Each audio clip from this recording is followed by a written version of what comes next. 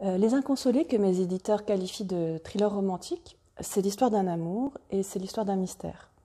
On comprend d'emblée puisque le livre s'ouvre sur une scène qui évoque une romance gothique. C'est la nuit, la lune est pleine, il y a un corps au fond d'un lac, un couple sur la berge et en arrière-plan, un étrange château, alors qu'on est au XXIe siècle. C'est l'histoire d'un amour et pas n'importe quel amour, puisque c'est le premier amour, celui dont on pense qu'il durera toujours et qui, quand il s'achève, vous déchire le cœur à jamais.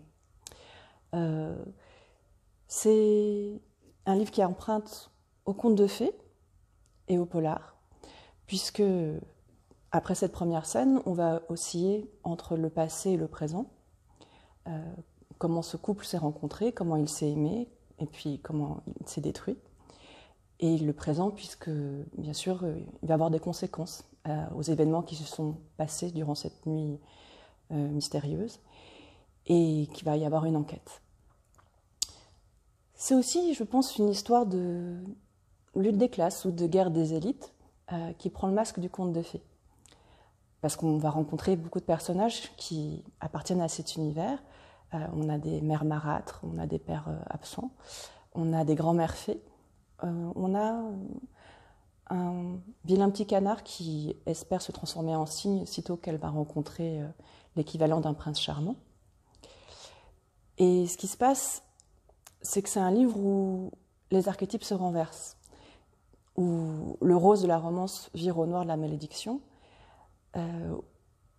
où la grâce est finalement l'envers de cette malédiction, et où l'amour est autant un enchantement qu'un mauvais sort. Alors, Les Inconsolés, c'est aussi un roman, pour moi, qui est né d'une phrase de Jules Renard, qui est « J'ai bâti de si beaux châteaux que les ruines m'en suffiraient ». Et c'est une phrase qui m'a fait penser à la création littéraire et la création en général. Parce qu'en fait, voilà, on se dit tout d'un coup qu'on va écrire un chef-d'œuvre, et on commence à coucher la première phrase sur le papier, et en fait, on n'a que les ruines du château qu'on avait en tête.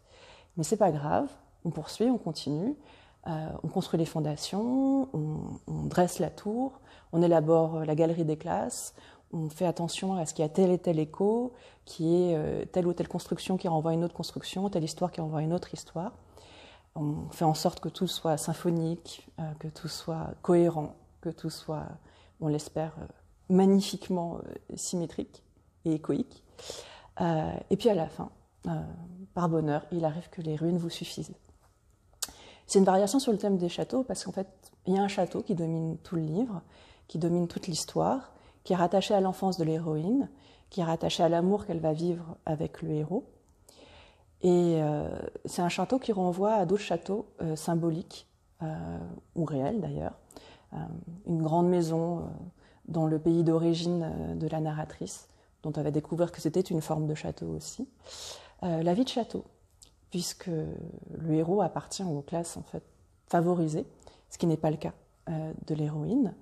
Et donc on a la forteresse sociale dans laquelle elle va rentrer en tombant amoureuse.